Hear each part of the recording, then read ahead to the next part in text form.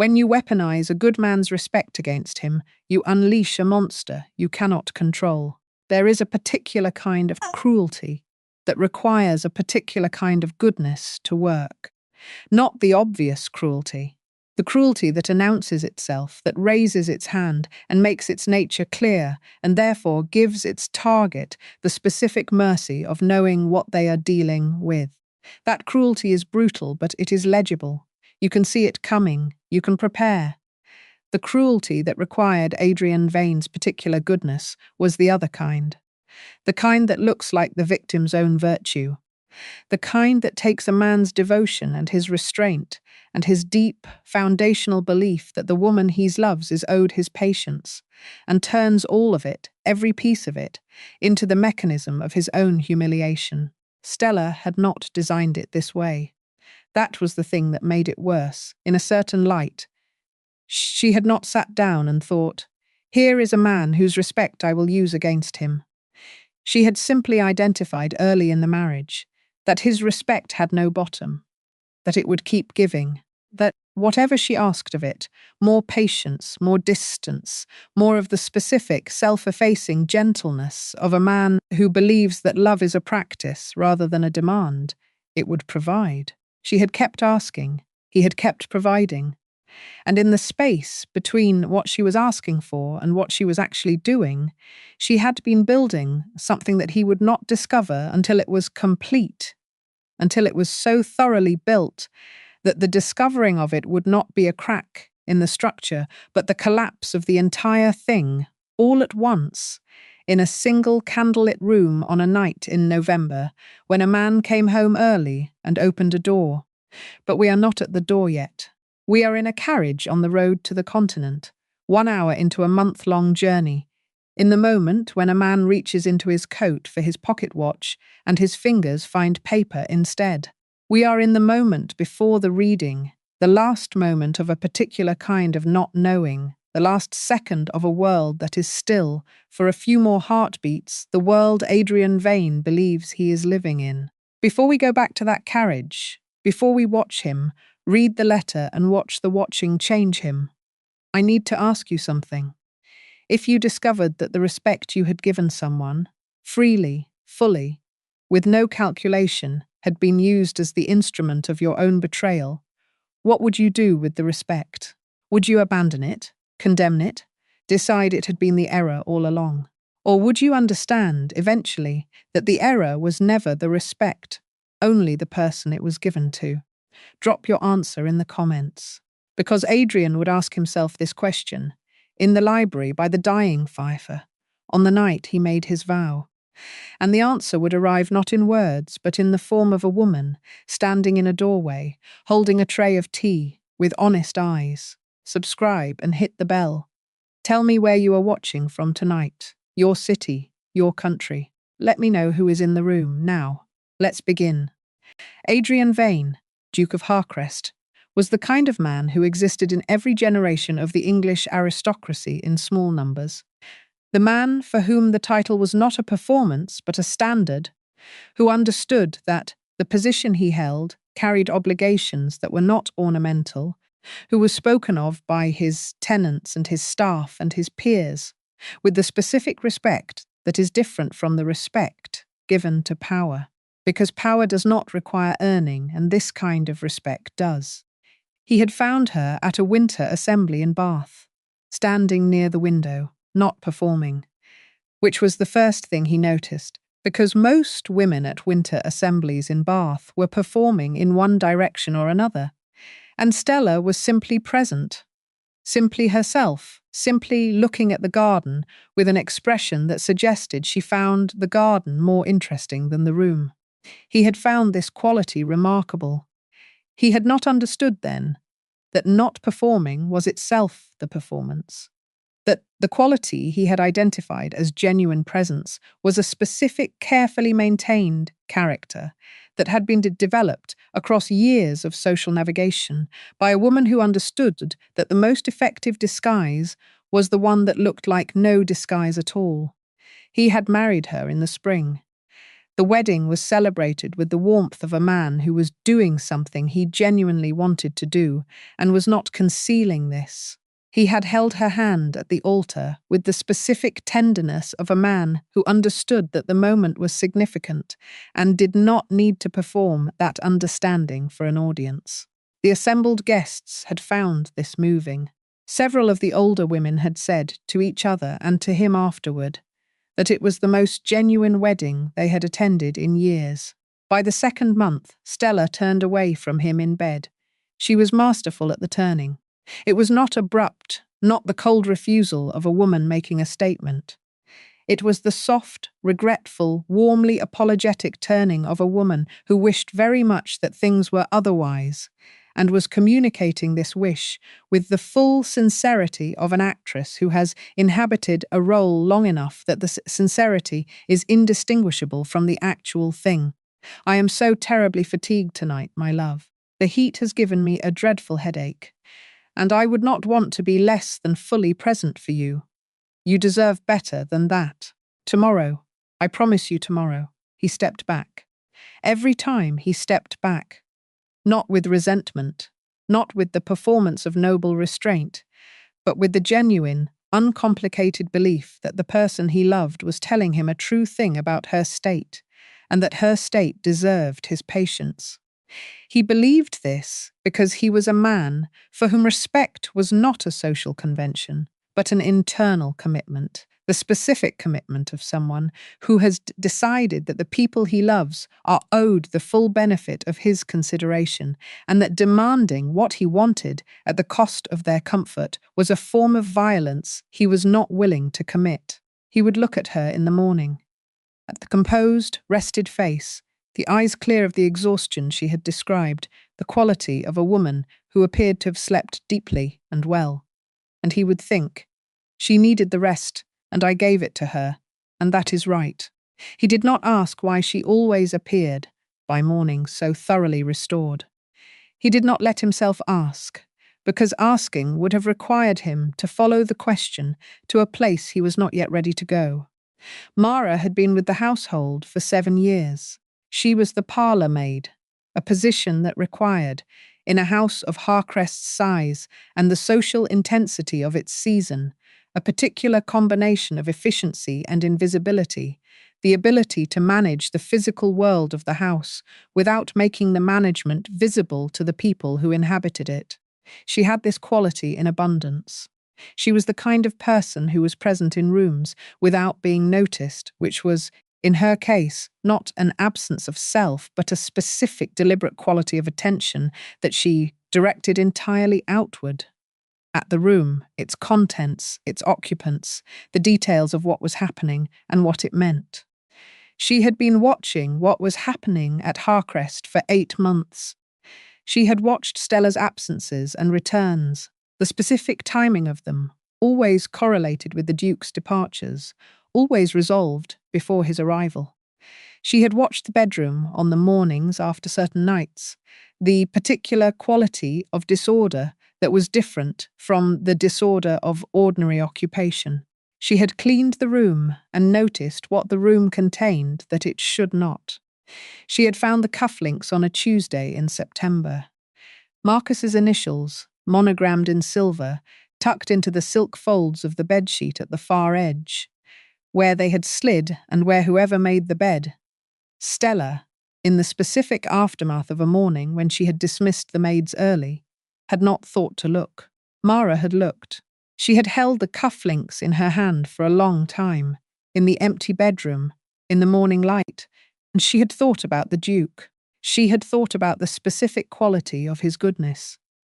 Not as an abstract thing, but as the daily, concrete quality of a man who noticed when the staff were managing something difficult and adjusted, who remembered the names of people's children, who had once, when she had been ill for a week, sent down from the kitchen a daily portion of the same soup that was being prepared for his own dinner, which was a thing no one in the house had been told to do, and that no one had done except him, because it had occurred to him, and he had thought it was the right thing to do, and he had done it.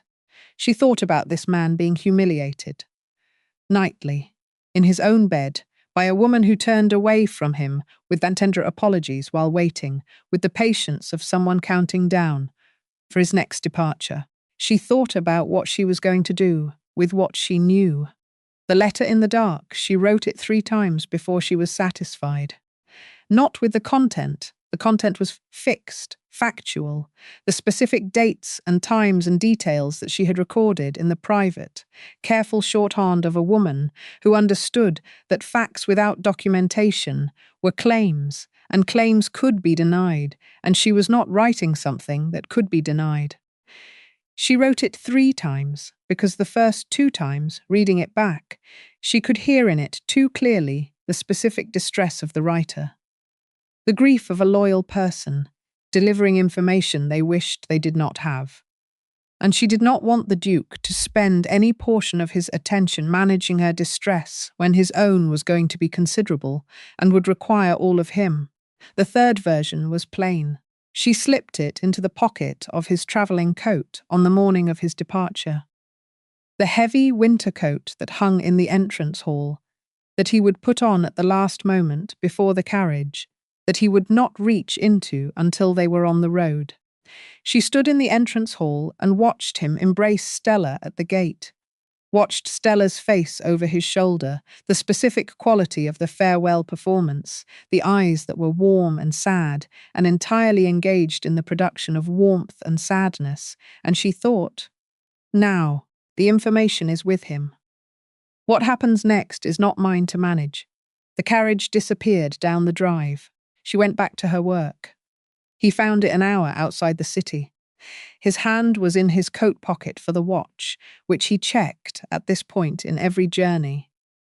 The specific habit of a man who understands the relationship between time and distance and likes to know where he is in both. His fingers touched paper instead of metal, and he pulled the paper out, and he looked at it, and he saw that it was a letter, sealed simply, no crest, addressed to him in a hand he did not recognize. He broke the seal. He read it the way he read most things, with his full attention, beginning to end without skimming, because he had learned early that the details of a thing were where its meaning lived, and that people who skimmed for the gist were frequently wrong about the gist. He read it once, he read it again.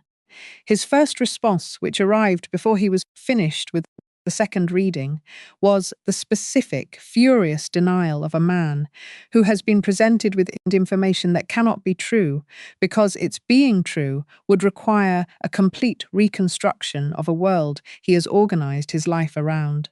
The denial was loud internally. It said, "This is a lie, someone with a grievance, someone who does not know what they are talking about, someone who has made an error or has a motive." He held the denial for approximately 4 minutes. Then the denial ran out of arguments, because the arguments required him to stop looking at certain things, and he had stopped being able to stop looking at them.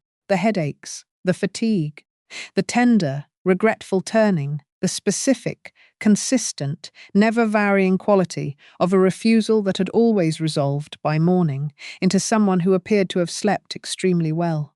The arithmetic of the departures and the resolutions, the specific dates in the letter, which corresponded, with a precision that could not be coincidental, to the dates of every journey he had taken in the past 8 months. He looked out the carriage window. The English countryside was doing what it did in November, bare, grey, the trees stripped, the fields, the colour of something that had recently been alive and was now waiting. He looked at it, and he felt the specific quality of a man whose interior weather has just matched the exterior in a way that contains no comfort whatsoever. His eyes went cold. Not with anger.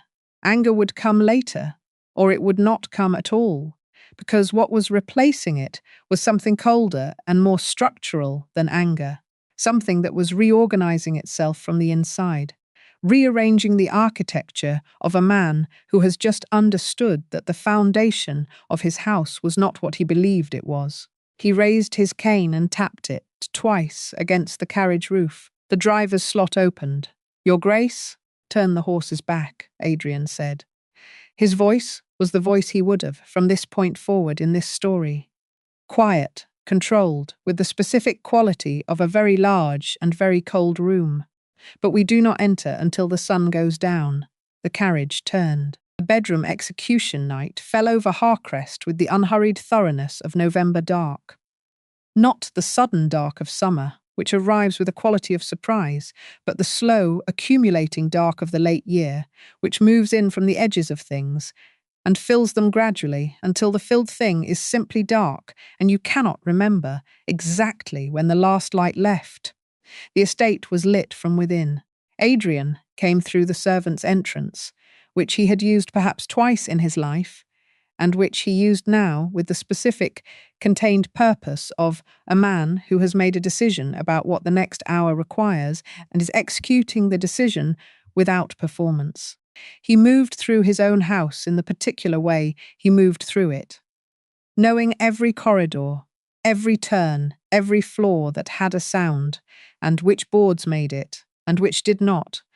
The knowledge accumulated across years of living in a place, until the place is simply the extension of your own body, until the moving through it requires no thought because it has become as natural as moving through yourself. He reached the master suite.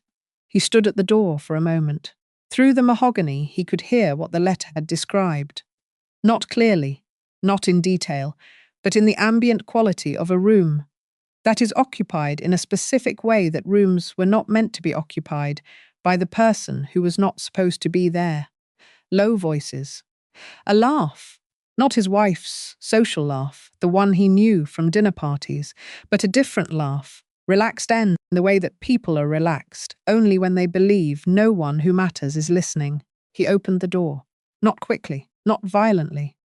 With the slow, deliberate quality of a man who is doing something he has decided to do, and who is giving the doing the same consideration he gave everything. Full attention, no waste. The candlelight caught everything. The room, his room, the room he had furnished and maintained and paid for, the room in which he had stood every morning of his married life, and dressed with the specific optimism of a man who believes the day ahead contains the people he loves, was occupied by his wife, and a man he recognized, in the fractional second of recognition that the brain performs before the rest of the comprehension catches up. The door click was the sound that ended one world and began another. Stella turned. Her face went through something that faces go through very rarely. The complete, instantaneous collapse of every layer of performance, every practiced expression, every maintained character, down to the thing underneath, which was raw and was terrified, and was the specific terror of a woman who has been running a deception for months, and has just encountered the one outcome she understood. In some portion of herself she had kept walled off, was always possible. Marcus made a sound. It was not a word. It was the sound a man makes when the air leaves him involuntarily, when the body responds to shock before the mind has caught up with what the shock requires. He was a man who had come to this house, repeatedly, under the specific assumption that a husband's respect and a husband's good faith absences were a permanent feature of the landscape. That the consideration Adrian extended to his wife was a resource that would keep replenishing indefinitely, regardless of what was done with it. He had not considered the resource running out. Stella came out of the bed, stumbling, catching herself, clutching the silk sheets with the specific, desperate grip of a woman who has no strategy for this moment because she has never allowed herself to fully model what this moment would be. She was not, Adrian observed from the doorway, modelling it now. She was in the pure, unthinking register of panic. "Adrian," she said, "please, it was a mistake. I can explain, I swear it. It was nothing, it was one time." He looked at her. He looked at her with the eyes that had replaced the eyes he had arrived at Harcrest with in the spring, eyes that had looked at her across dinner tables and morning rooms, and the specific, intimate geography of a shared life with the warm, unguarded quality of a man who believes what he sees. The eyes that looked at her now were different in the specific way that things are different when they have been fundamentally changed. Not in the surface details, but in what they were made of, what they contained, what they were willing to receive. They received her. They received Marcus. They received the room and everything in the room and everything the room meant. He said nothing. The nothing was not the nothing of a man who has nothing to say. It was the nothing of a man for whom the available words are so far below the weight of the moment that producing them would be an act of diminishment, a reduction of what he was understanding to something that could be spoken, and what he was understanding was not something that could be spoken, not yet, perhaps not ever, in any form that was adequate to it. He stood in the doorway for 3 seconds. Then he reached out, took the handle of the mahogany door, and closed it, not with force, with the same deliberate care with which he had opened it. The click of the latch was the same click, the same sound, and it was not the same sound at all. He turned. He walked into the corridor. He walked through the house that was his, through the rooms that were his, through the accumulated weight of everything he had built and managed and cared for, across years of steady, unglamorous, genuine devotion, and he walked out into the November night, and he stood on the steps, and he looked at the dark, which looked back at him with the patient indifference it extended to everything. The double exile he returned in the morning. The house received him with the specific quality of a house that knows something significant has happened and is waiting to find out what the aftermath will be. The staff moved with the careful efficiency of people who are doing their work very precisely and are not looking at each other, because looking at each other would require acknowledging that they all know something that has not yet been officially acknowledged. And the official acknowledgement is coming, and they are waiting for it. Stella found him in the entrance hall. She had, he saw, been there since early, waiting, in the specific way of a woman who has spent a night with nothing to do but think about what the morning will bring, and who has prepared for the morning with the only resource she had, which was her appearance. She was dressed, her hair was arranged. She had done everything that could be done to present herself as composed, and the composure was the most complete collapse of everything he had valued about her. Because the composure was the performance, and the performance was the thing, and the thing was what she was, and what she was had not changed. She moved toward him. She dropped to her knees on the entrance hall floor with the specific theatrical precision of a woman who has calculated that abasement is the available strategy and is deploying it with everything she has. She wept. The weeping was real. The tears were genuine. The distress was genuine. The specific, genuine terror of a woman who understands that the structure of her life has been removed and who does not know, has never needed to know, how to exist without it. He looked down at her. The looking was not cruel. It did not contain contempt in the obvious sense, the dismissive sense, the sense that would have required him to feel something for her that he could weaponize. It contained something more complete than contempt, the specific, comprehensive clarity of a man who has finished seeing someone clearly for the first time, and who understands, in the finishing, that there is nothing left to see. "Pack your bags," he said. The voice was quiet. Not soft quiet, in the way that very large, very cold spaces are quiet. "And leave my sight." She looked up at him. He had already turned away. She went to Marcus, which was the only direction left to her. She went with 4 trunks and the specific desperation of a woman who has spent her entire adult life organizing herself around the resources of others, and who is, for the first time, without resources, without the structure they provided, without the specific insulation of a position she has forfeited. She had not, in the months of the arrangement with Marcus, thought carefully about Marcus. She had thought about what Marcus provided, which was what she had been taking from Adrian denied to her, plus the specific pleasure of taking it from someone who was not her husband, which had carried its own charge, its own quality of aliveness, the aliveness of a secret rather than the aliveness of a life. She had not thought about what Marcus was, in the same way she had not thought about what Harcrest was. As a thing with its own nature, its own requirements, its own interior, that was not organized around her needs and would not reorganize itself when her needs changed. The townhouse door was opened by a woman. Stella looked at the woman. She looked at the woman for the time it took to understand who the woman was, which was the time it took to read the specific quality of the woman's expression. Not surprised, not confused, but the particular expression of a woman who has been informed of something by someone and who is meeting, for the first time, the physical reality of what she has been informed of. Marcus appeared behind his wife. He looked at Stella with the expression of a man who has made a calculation. The calculation was complete and had produced a result, and the result was visible on his face. The specific cold result of a man who has decided that the woman in front of him represents a threat to the thing he values most, which was not Stella and had never been Stella, and who has decided, accordingly, that the woman in front of him does not exist in any form that is inconvenient to him. "Get this woman off my property," he said.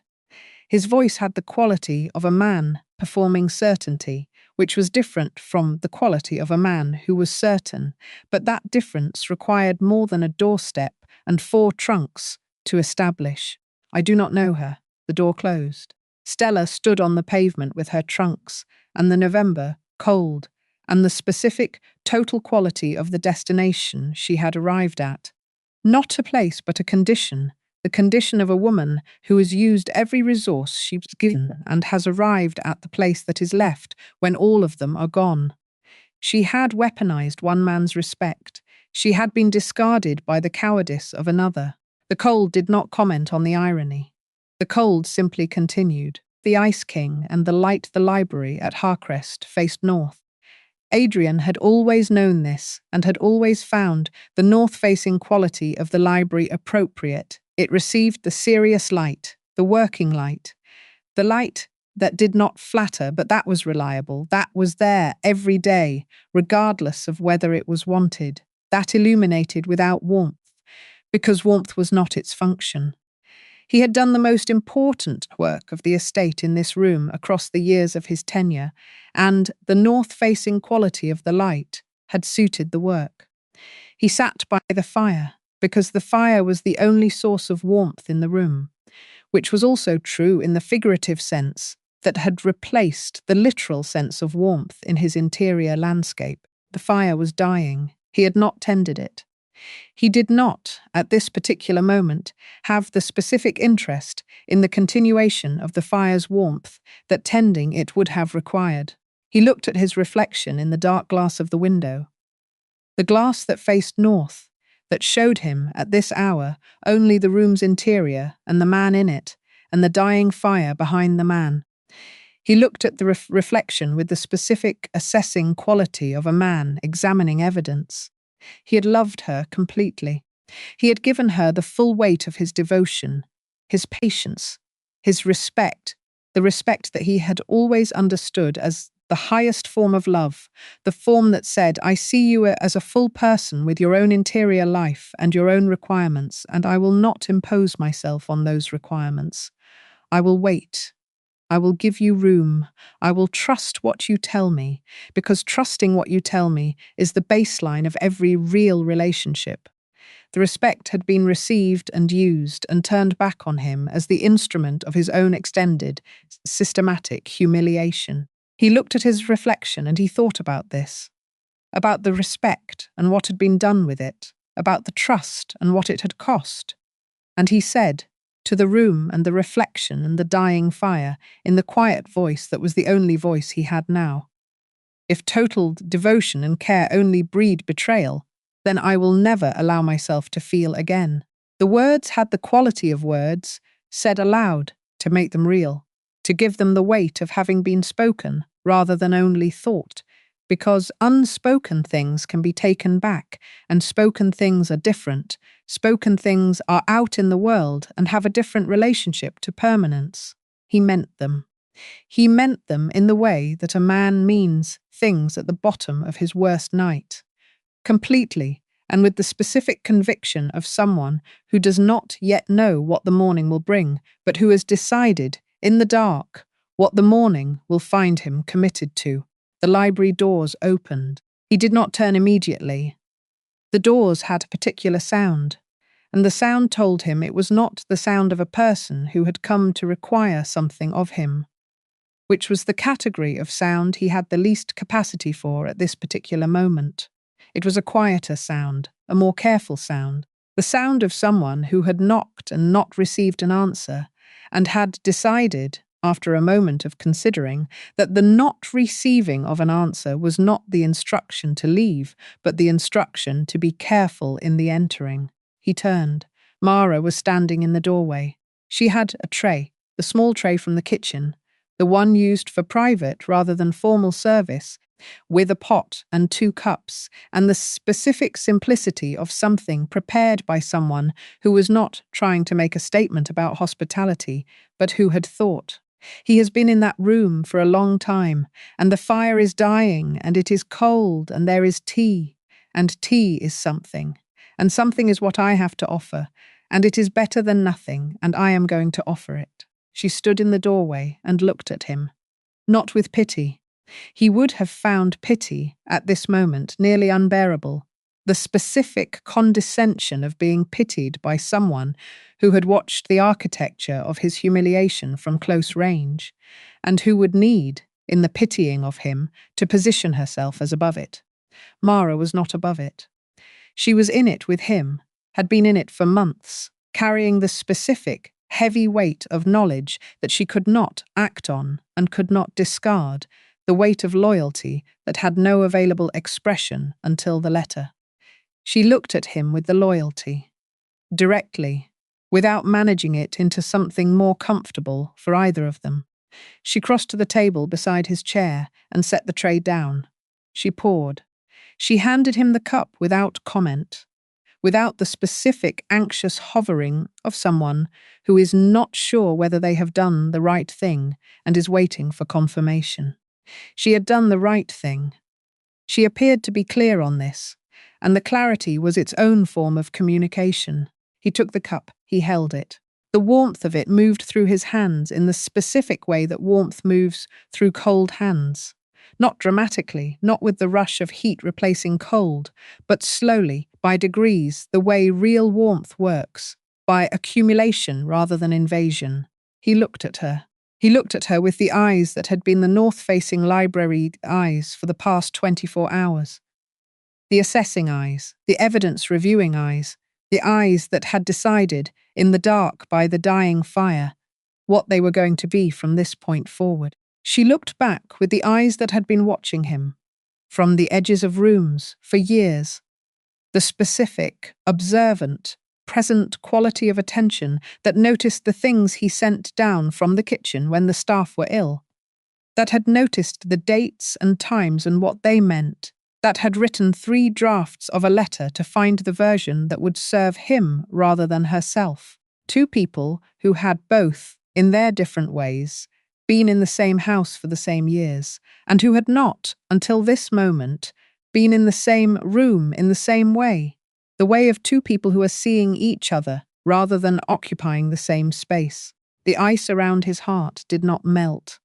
It was too new for melting, too recently formed, the kind of cold that has not yet decided what it is going to be permanently. But it shifted. Something in the arrangement of it shifted, moved slightly, the way ice moves on a river when the current underneath it is running. When the thing beneath the frozen surface is still, despite everything, in motion. He had believed in the library half an hour ago that the respect he had given Stella was the error, that what the respect had produced was the argument against itself, that the man who stepped back, who waited, who trusted, who gave room, that man had been made a fool of, and the lesson of having been made a fool of was to become a different kind of man. He looked at Mara, who had risked the position she had held for 7 years to give him a truth she could have kept, who had written 3 versions of a letter to find the one, that was most useful to him, who was standing in his library at this hour with tea, not because it was her job, it was not at this hour her job, but because it was the right thing to do, and she was a person who did the right thing when she could identify it. He thought about the respect. He thought about what it had produced when it was given to Stella, and what it had produced here, in this room, in this woman, who was looking at him with eyes that were nothing like Stella's eyes, that had never been performing anything, that were simply and entirely what they appeared to be. The error he understood. Not yet fully, not yet in the way of a man who has worked through something to its conclusion, but in the way of a man who has encountered the beginning of understanding and recognized it, was never the respect. The error was in being too certain, too quickly, too fully about the person the respect was given to. The error was in reading performed genuineness as the real thing. The error was in trusting the expression rather than earning the evidence, in confusing the absence of reasons to doubt with the presence of reasons to trust.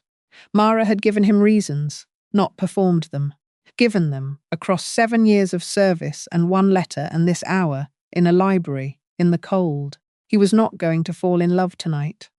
He was not going to announce anything, or decide anything, or do anything, except hold a cup of tea in a dying fire library and look at the woman across from him with the specific quality of attention of a man who has decided to look at something carefully before he decides what it is. But the darkness had shifted. Something in the dark had changed shape, had become, in the specific, tentative way of things that are beginning rather than ending, something that might, given time and care and the slow accumulation of evidence rather than the fast accumulation of performance, become something else. He did not know yet what that something was. He held the cup. The warmth continued its patient work. The fire, dying when she had entered, had been quietly and without announcement tended at some point during the past few minutes, and was now, in the particular way of things given the right attention at the right moment, burning steadily. He looked at this. He looked at her. He said nothing. The nothing was different from the nothing of the mahogany doorway. That nothing had been the end of something. This nothing was the space in which something was, carefully and without rushing, beginning. The space of 2 people in a room who have looked at each other and understood that the looking is the first thing and that the first thing is enough for now and that the rest will arrive in its own time if they are patient enough to let it. A duchess had broken his world. The woman who had helped him would be the one to help him rebuild it.